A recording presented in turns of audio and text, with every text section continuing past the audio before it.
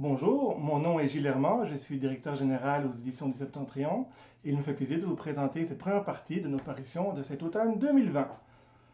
Alors j'aimerais commencer par brève histoire des épidémies au Québec. En fait, c'est un livre que vous avez déjà reçu en librairie début juillet, mais que je n'ai pas eu l'occasion de vous présenter. Donc Denis Goulet, qui est l'un de nos plus sérieux historiens en histoire de la médecine, fait le tour des épidémies qui ont frappé le Québec, du choléra à la COVID-19 aujourd'hui.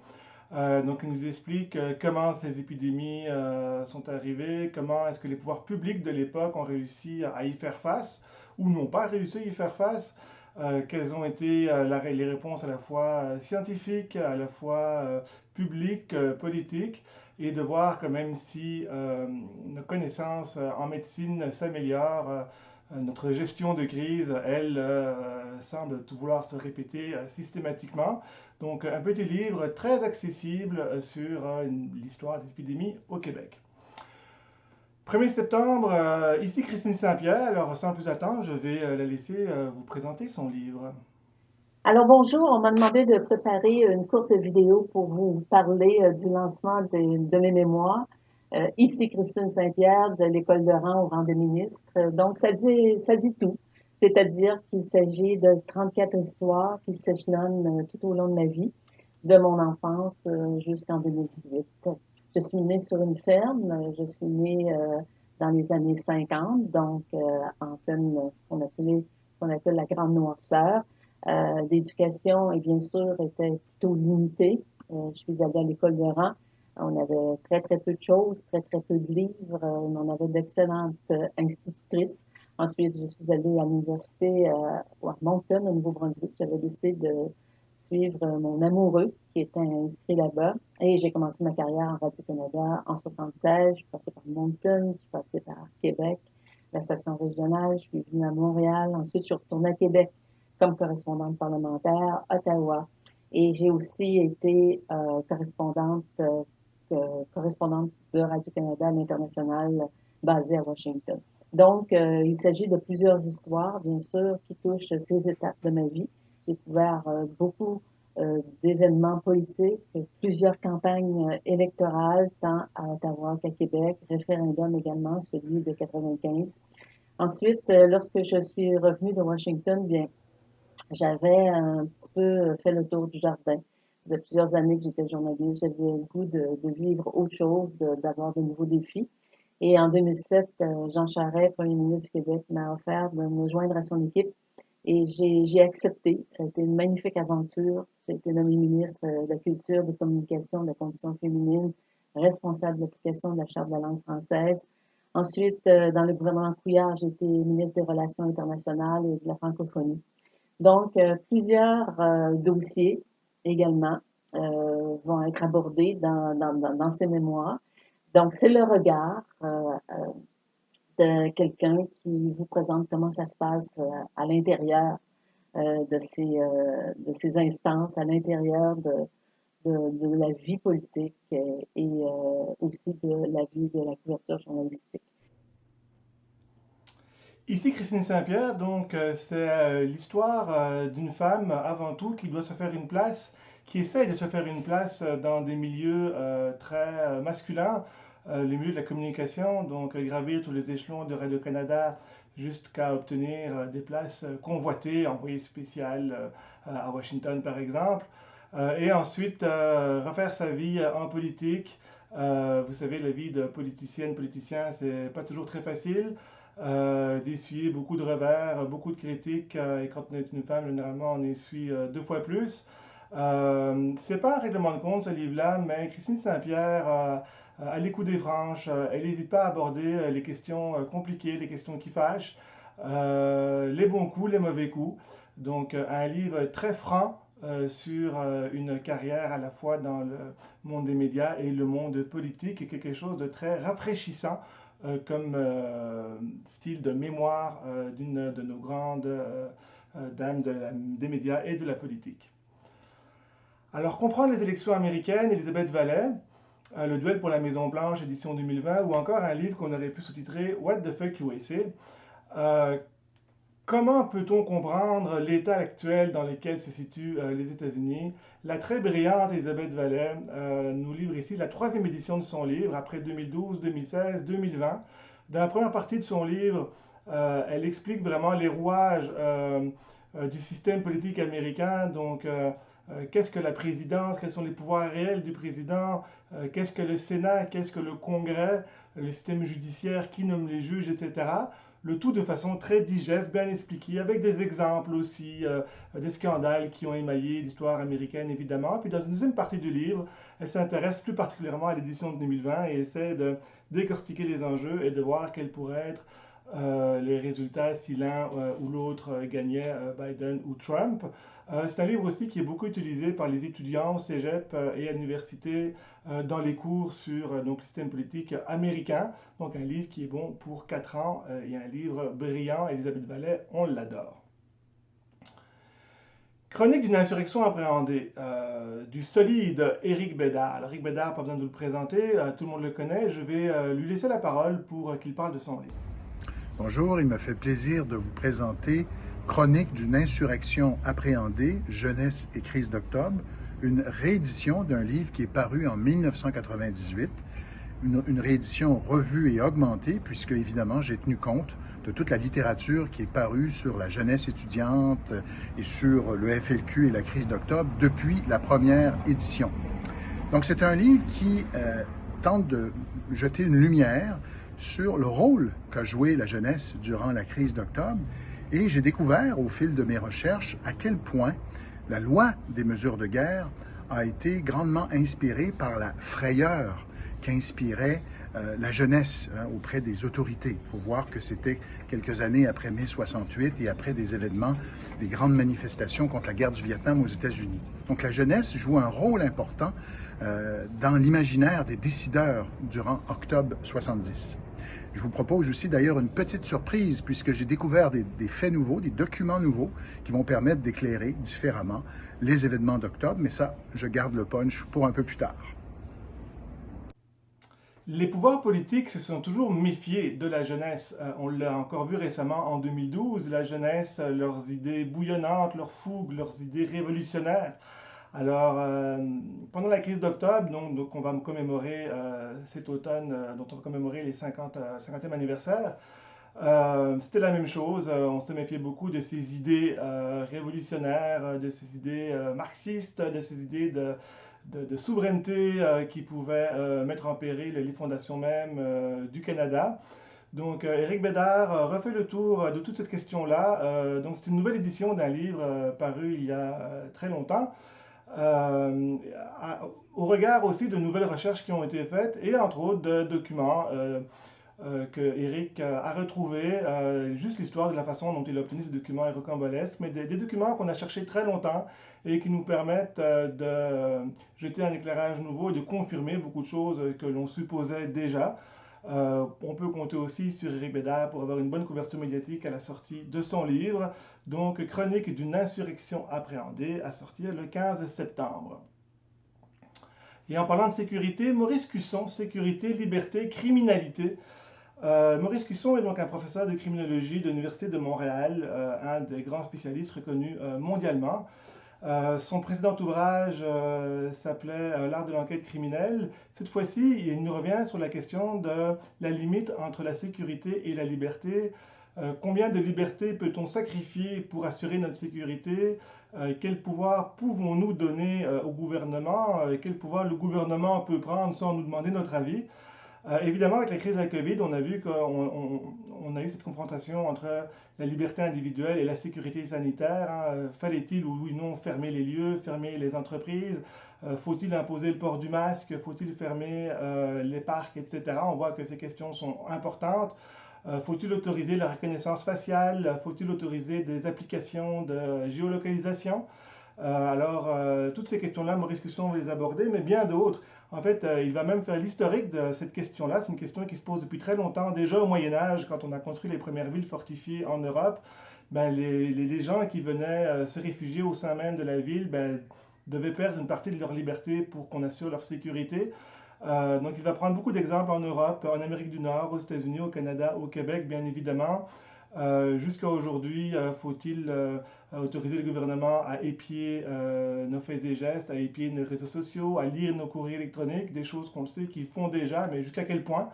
Maurice Cusson ne prend pas parti ni pour la sécurité, ni pour la liberté, et encore moins pour la criminalité, bien évidemment. Il reste un portrait juste, il pose des questions et tente d'apporter quelques réponses. Un petit livre fort intéressant et fort utile.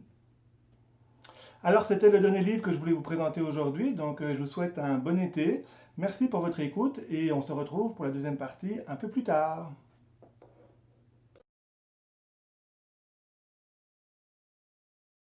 Bonjour et bienvenue aux éditions du Blé, je suis Emmanuelle Rigaud, directrice de la maison. Je vais dans les prochaines minutes vous présenter les titres à paraître de la maison. Merci beaucoup. Gany Chaumont ou l'extase du temps est le nouveau roman de Roger Léveillé. J.R. Léveillé, vous le connaissez peut-être, un de ses ouvrages, un roman, Le soleil du lac qui se couche, était présent cette année au combat des livres de Radio-Canada. C'est un classique de l'Ouest, notre meilleur vendeur francophone au Manitoba et oui, de toute la région de manière générale. Un roman, je dirais, poétique et philosophique, qui a gagné plusieurs prix littéraires et qui a été reconnu par la critique locale et nationale, qui mérite d'être découvert, si ce n'est pas déjà le cas. Gany Chaumont est un peu dans la même vague poétique et philosophique, même si les histoires ne s'accordent pas du tout dans le sens narratif. Et c'est d'ailleurs assez facile et difficile de décrire Gany Chaumont. La partie facile serait de dire que deux protagonistes, l'un après l'autre, profitent de leur été au bord du lac. Un été calme où il, et après elle, à Gany Chaumont au Manitoba, se remémorent de souvenirs d'enfance face au lac. Ce sont des souvenirs qu'ils imbriquent dans leurs références esthétiques, de la musique, des peintres, photographes, dans la littérature. C'est aussi l'observation d'un oiseau, d'une aile de papillon, d'une vague ou la sensation d'une brise.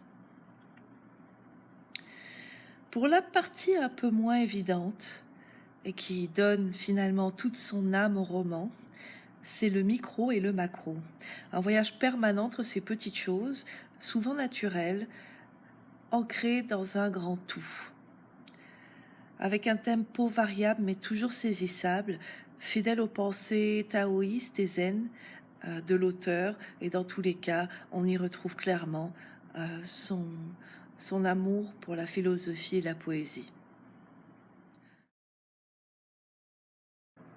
Je me permets également de vous présenter deux ouvrages de la maison parus lors de la pandémie. De l'écriture homosexuelle comme définie dans les années 60 à l'art queer de notre époque, nous retrouvons deux auteurs, deux générations, deux façons complètement différentes de s'exprimer et de voir le monde que je me permets donc de vous présenter. Le premier étant Rosselvien, avec son œuvre, son recueil de nouvelles et Fuir encore. Il est originalement sorti dans les années 70 au Québec et a été réédité par notre maison Les Éditions du Blé cette année. Il est agrémenté d'une préface de Roger Léveillé qui contextualise l'auteur et son histoire. Ce sont des nouvelles souvent empreintes de tristesse, dans un français littéraire soutenu, qui parle de rencontres entre hommes, d'amour parfois inassouvi, de désirs voilés, toujours empreint d'une très grande spiritualité. C'est ainsi que Rosselvien, connu comme journaliste et historien, faisait publier au Québec, à cette époque, sous un autre nom, son identité sexuelle n'étant pas déclarée au grand jour. C'est une histoire fascinante néanmoins. Habitant à Saint-Boniface et actif dans le cercle littéraire et intellectuel manitobain depuis plusieurs années, il va recevoir dans les années 70 un prix littéraire pour son tout dernier roman, Le Fils unique, qui est d'ailleurs disponible aux éditions du Blé. Également publié, Le Fils unique en l'occurrence, sous un nom de plume. Il choisit malgré tout d'aller récupérer le prix en personne et ainsi dévoiler son identité au grand jour. Celle-ci commençait bien entendu à se faire connaître dans le cercle littéraire. Le soir de la remise des prix, il ne se présente pas. Et malheureusement, il est retrouvé mort chez lui le lendemain de ses prix littéraires. Il semblerait qu'il soit tombé dans l'escalier le menant à son appartement. C'est ce que dira la police qu'il aura identifié quelques jours plus tard.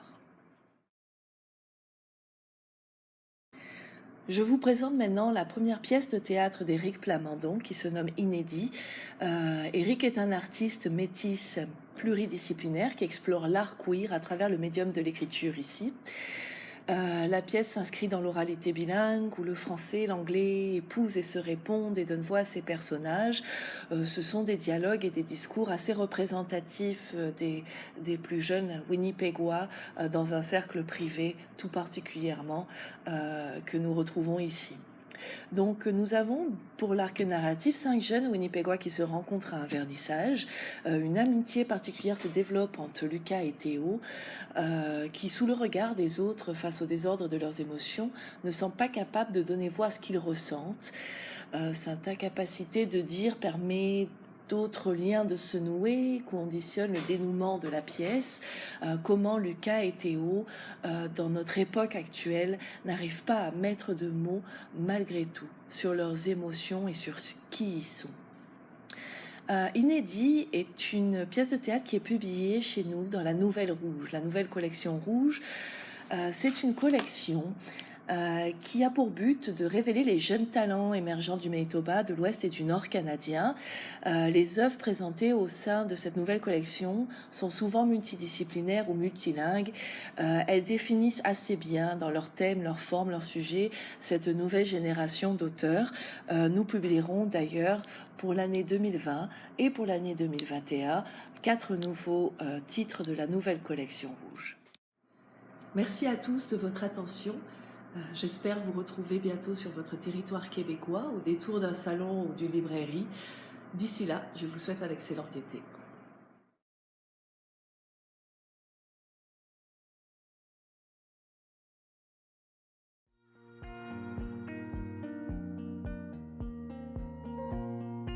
Comment m'est venue l'idée d'écrire Le Lac assassiné ? À vrai dire, l'idée ne m'est pas venue toute seule, parce que les idées ne me viennent jamais toutes seules. En fait, c'est une proposition de l'éditrice, Angèle Delaunoy, qu'elle m'a faite un jour, de travailler sur ce sujet. Évidemment, tout de suite, au premier abord, j'ai renaclé, parce que c'est ma nature, je n'aime pas faire ce qu'on me demande. Puis finalement, j'ai quand même trouvé le sujet intéressant, surtout parce que c'est un sujet polémique, et que la polémique est quelque chose qui m'excite beaucoup. Et je me suis mis au travail, j'ai trouvé que c'était de plus en plus intéressant et j'ai même pris, je dois dire, un grand plaisir à écrire ce livre. Alors le principal défi que j'ai eu pour écrire ce livre était qu'il s'agissait en partie d'un documentaire. Je ne suis vraiment pas doué pour les documentaires. Donc pour que ça m'intéresse, pour que l'écriture m'intéresse, il fallait vraiment que je trouve un biais fictionnel, que je trouve une méthode de narration qui ne soit pas simplement l'exposition des faits par un narrateur absent.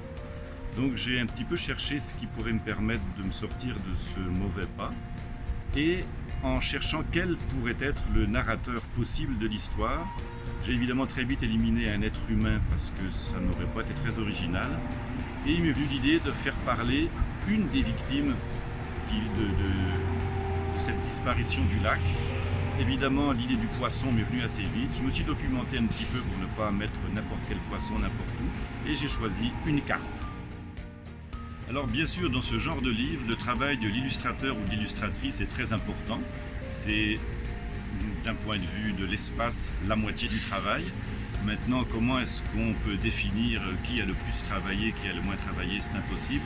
Une chose est certaine, dans un livre illustré de cette manière-là, le travail de l'illustratrice est primordial. Pour moi, c'est plus important que le texte. Le texte, c'est quelque chose qu'on fait d'une manière professionnelle, plus ou moins bien. Des illustrations, pour que ça marche, il faut vraiment un talent particulier, un talent extraordinaire. Et sur ce livre-là, je dois avouer que le travail de Christine, qui a illustré le propos du livre, est quelque chose d'exceptionnel.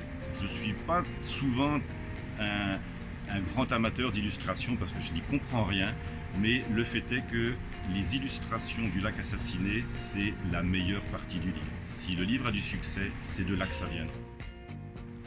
Alors une question se pose aussi, c'est comment vont réagir les jeunes lecteurs à ce livre. là, je dois avouer que je n'en ai strictement aucune idée. Comment vont réagir les lecteurs d'un travail qui est mi-fictionnel, mi-documentaire, qui met en scène des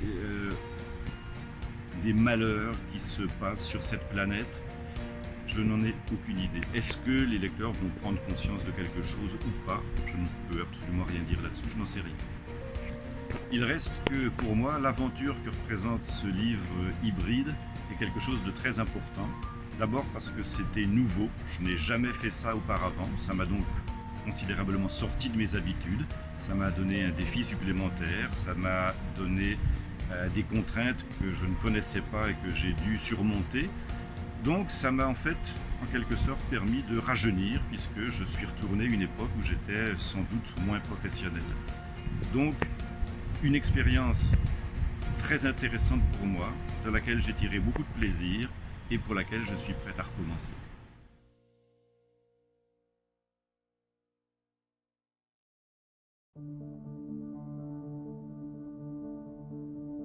C'est quoi l'amour est un livre engagé, littéraire et un peu philosophique avec des réflexions concrètes sur l'amour, ce sentiment plus grand que nature qui est au cœur de nos préoccupations. L'amour est une empreinte à multiples facettes qui vient du cœur, du ventre, du corps tout entier. Une empreinte qu'on laisse auprès des autres, les personnes qui nous entourent. Cette empreinte, elle est en nous. Je suis passée par des anecdotes personnelles, des observations, de la poésie, de la fiction, des citations d'autrices inspirantes pour souligner sa présence à des endroits où on peut oublier qu'il existe.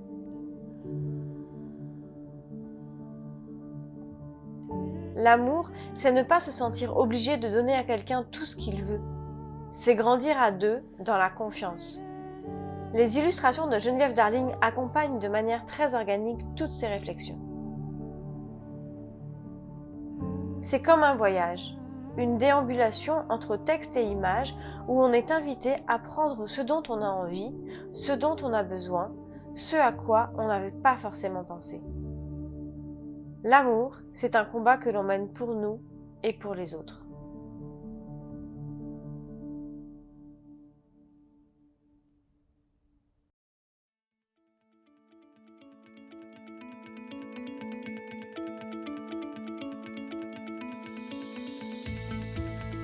Bonjour, je m'appelle André Marois, je suis l'auteur de Fric Frac, parcours d'un billet de banque, paru dans la collection Griffe chez Isatis. Comment m'est venue l'idée de ce livre? En fait, c'est très simple. J'avais déjà publié Moi, c'est Tantale dans cette collection et Angèle Delaunoy m'a proposé de travailler sur ce thème de l'argent qui s'adresserait aux adolescents. Alors, les principaux défis que j'ai rencontrés pour l'écriture de ce livre, c'était de parler d'argent sans que ça soit plate. C'était d'aborder des sujets très sérieux en les rendant accessibles. Et donc j'ai eu l'idée de raconter une histoire, de suivre l'histoire d'un billet de banque qui passe de main en main, de personne en personne, ce qui permet de montrer différents rapports que l'on peut avoir avec l'argent. Donc on a un joueur compulsif, on a un harpagon, on a des pauvres, on a des riches, et donc on se promène comme ça de l'un à l'autre. Et au milieu de tout ça, on a des vignettes qui parlent de problèmes plus techniques. On va aborder donc le salaire minimum, la retraite, les paradis fiscaux, combien de temps dure un billet de banque, etc. Donc c'était ça le défi, et donc il fallait le rendre le plus accessible et le plus agréable possible.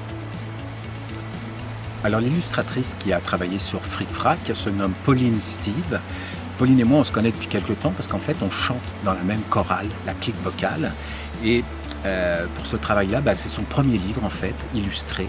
Et vous allez découvrir ces images très colorées, avec beaucoup de caractères, très modernes. Moi, j'aime beaucoup. L'écriture de ce livre hybride était très intéressante. À la fois, c'était tout un défi parce qu'il fallait se documenter beaucoup pour être sûr de tout ce que je raconte, tout ce que j'écris. Et puis en même temps, il faut que ça soit un livre captivant, il faut qu'il y ait une histoire. Donc c'est ce mélange entre la narration, l'information, les images, le texte, qui m'ont beaucoup plu et qui m'ont donné envie de le faire.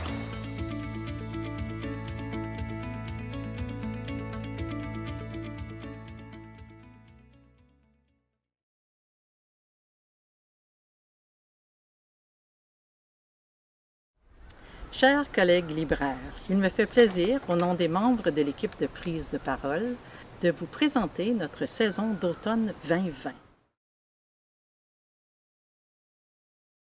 Louis, Poèmes hérétiques, c'est un recueil de l'auteur métis Gregory Schofield, dans lequel il se met dans la peau de Louis Riel ou de personnes qui l'ont côtoyé, ou encore il va aller chercher des documents historiques incluant des écrits de Louis Riel auxquels il répond par la forme poétique pour nous laisser voir l'homme dans sa globalité. Donc pas juste Louis Riel le pendu, mais Louis Riel le gamin, l'amant, aussi le prophète, le porte-parole, le leader politique. Donc dans ces poèmes-là, il y a des poèmes d'amour d'une richesse, d'une justesse inouïe. Il y a des poèmes plus politiques quand il se met dans la peau des chefs autochtones où il va dénoncer le système colonial, ses conséquences. Il y a de l'humour grinçant. C'est magnifique, c'est vraiment un recueil très complet qui nous permet d'approcher autrement la vie de Louis Riel tout en restant du côté de la poésie et aussi, d'une certaine manière, de la fiction. Donc c'est une traduction signée Daniel Aubin, un auteur de Sudbury que je recommande fortement. Bonjour, chers libraires, bibliothécaires et professionnels du livre. Mon nom est Stéphane Cormier, co-directeur des éditions Prise de parole. Aujourd'hui, je vais vous parler d'un auteur cri originaire du nord du Manitoba que nous adorons à la maison d'édition. Vous aurez peut-être deviné qu'il s'agit de Thompson Highway, dont nous avons notamment réédité l'œuvre phare Champion et Onimitou l'année dernière. Donc, outre ce grand roman et des pièces de théâtre, Thompson a aussi écrit de merveilleuses histoires pour les jeunes en anglais et en cri, qui restent encore inconnus du public francophone. Nous avons donc acheté les droits de traduction et sommes extrêmement heureux de présenter non pas un ou deux, mais 3 albums illustrés par autant d'artistes de styles différents, de très très grands talents. Donc, ce sont les premiers albums que nous publions chez Prise de parole et nous espérons que vous vous régalerez des aventures de Joe et Cody, 2 frères avec qui vous vivrez une folle course à traîneau à chien sur glace, avec qui vous embrasserez l'esprit du caribou et avec qui vous ferez aussi voler des libellules papillons très très haut dans le ciel. Chaque histoire ouvre une fenêtre sur le territoire et les coutumes des cris du nord du Manitoba. Elle révèle aussi l'extraordinaire talent de conteur de Thompson Highway, qui saisit avec une écriture très simple toute la magie et la poésie de l'imaginaire qui caractérise la culture cri et aussi le monde de l'enfance. Donc, nous sommes vraiment excités à l'idée de publier la trilogie Chansons du vent du Nord en reliure caisse. Donc, on vous souhaite une excellente lecture. Merci.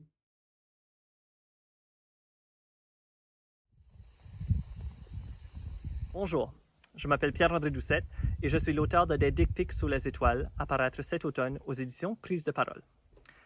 Dans ce roman initiatique, on découvre Marc, un jeune Acadien dans la mi-vingtaine qui, criblé de dettes étudiantes après un long séjour à Montréal, rentre s'établir chez sa sœur à Moncton. Lorsqu'il ne s'affaire pas à ses obligations familiales ou à son emploi très ennuyeux dans un centre d'appel, il fait la découverte et explore des applications de réseautage et vit aussi le début et possiblement la fin d'une relation à longue distance. Je vous fais la lecture d'un court extrait qui se passe ici, à Beaumont, à environ une demi-heure du centre-ville de Moncton. Il se fraye un chemin vers le fond de la vallée, aboutissent à Beaumont.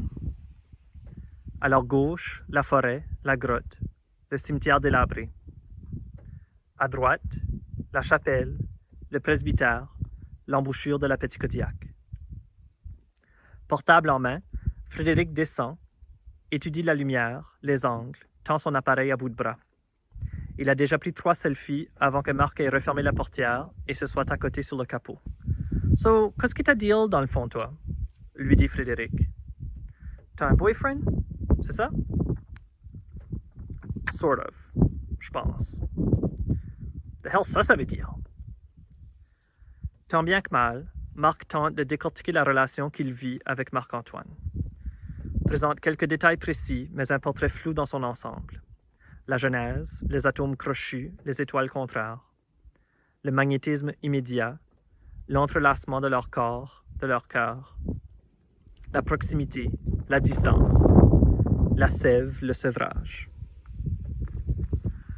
Je me sens un peu comme Schrödinger's boyfriend, comme si, dans une réalité, on avait déjà breaké up, mais que dans l'autre, on sera encore ensemble dans 50 ans. Va pas falloir ouvrir la boîte pour find out à un moment donné? La question de Frédéric demeure sans réponse. Quelle couleur qui sont ses yeux? Poursuit-il, tout en pitonnant. Je sais pas. Tu sais pas? I don't know, brun maybe? Je sais ce qui regarde le monde dans les yeux anymore.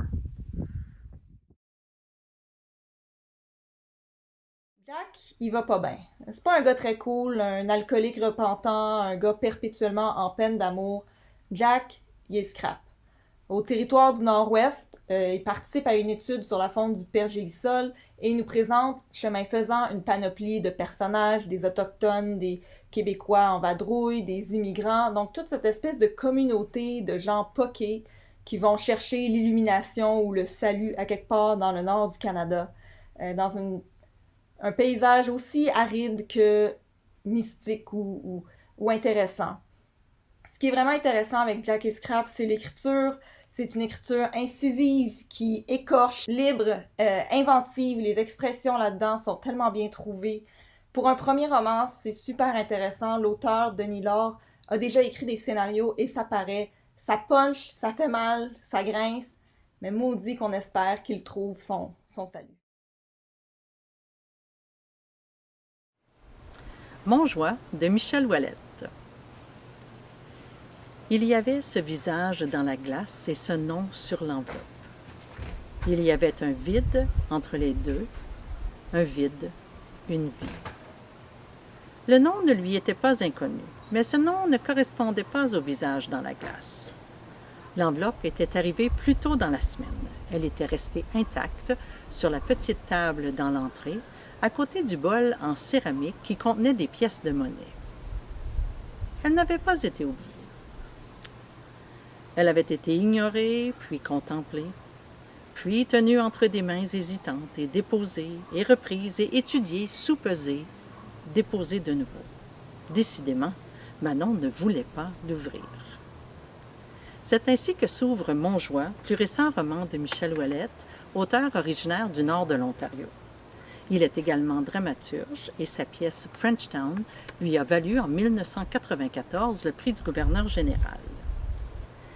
Dès l'entrée du roman, le lecteur est plongé en plein mystère, se demande s'il s'agira d'une quête, d'une enquête. Rapidement, le ton léger, enjoué, l'alternance entre des descriptions de scènes et de personnages tantôt caricaturales, tantôt tragiques, le plonge dans un univers pluriel où la gravité côtoie le curieux, l'insolite. Et si c'était comme ça que se présente la vie? Je m'appelle Jenny Laguerre, je suis une autrice, une comédienne et une conteuse. J'écris ces deux pièces, Rendez-vous la caille et Maman la mer, parce que j'avais envie de nous voir sur scène. Je voulais me créer du travail, je voulais traiter de sujets de la famille. Rendez-vous, c'est plus la relation de pardon, retrouvailles du pays, retrouvailles de sa double culture haïtienne-canadienne et le pardon vers le père.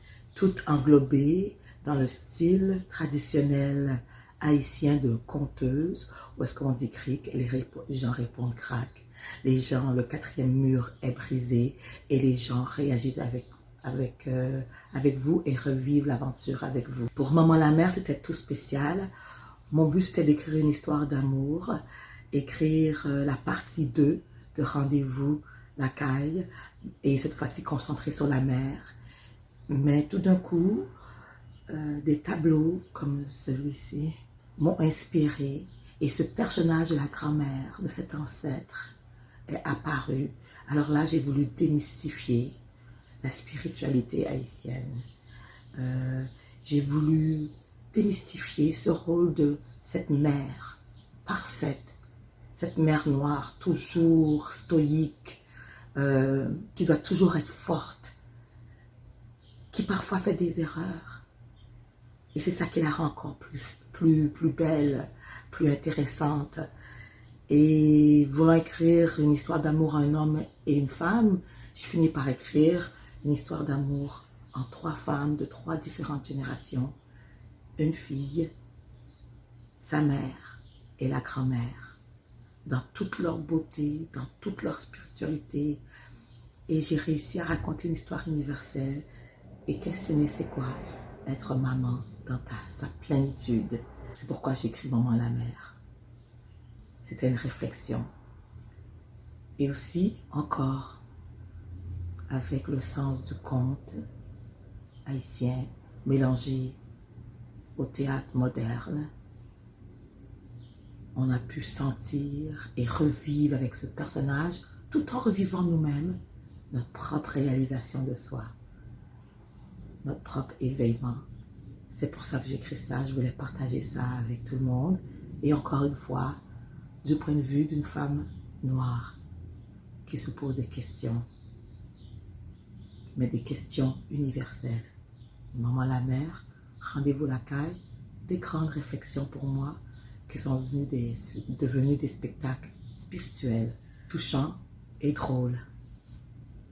Oui, Jenny Laguerre, autrice, comédienne, conteuse, maman. Overlap. Première pièce de théâtre de Céleste Godin, poète et slameuse originaire de la Nouvelle-Écosse. Elle s'est surtout fait connaître depuis une dizaine d'années comme une chroniqueuse qui brasse la cage. Une pièce donc que j'attendais avec beaucoup d'anticipation. Overlap, c'est ce qui empiète, ce qui se chevauche. Ici, des situations, des propos parfois cocasses ou cruels ou anodins qui justement empiètent sur la conscience de la narratrice qui ne cesse de l'habiter, de la tarauder. Tous les sujets ou presque y passent.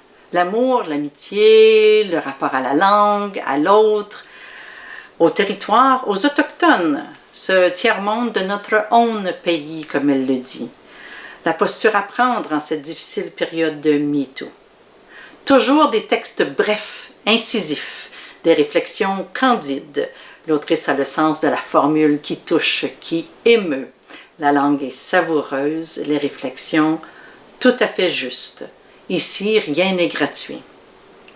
C'est à tout le territoire d'une jeune femme aux prises avec les enjeux de son époque que Céleste Godin nous convie dans une véritable fête de la parole. À lire donc, en attendant les représentations dans une ville pas trop loin de chez vous.